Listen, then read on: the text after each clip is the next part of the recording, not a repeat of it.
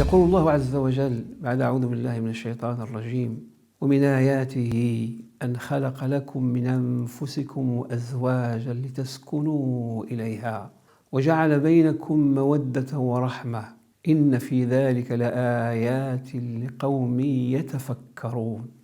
اعلموا معاشر الإخوة الكرام أن الله عز وجل جعل الأسرة، جعل آية عظيمة من آياته الكونية. الأسرة فيها السكينة، الأسرة فيها الرحمة، الأسرة فيها المودة، الأسرة فيها إنجاب الأولاد الصالحين، الأسرة فيها الحماية، الأسرة فيها كل شيء. وصلى الله وسلم على سيدنا محمد وآله وصحبه أجمعين. هذا المجتمع وأساس الخير المجتمع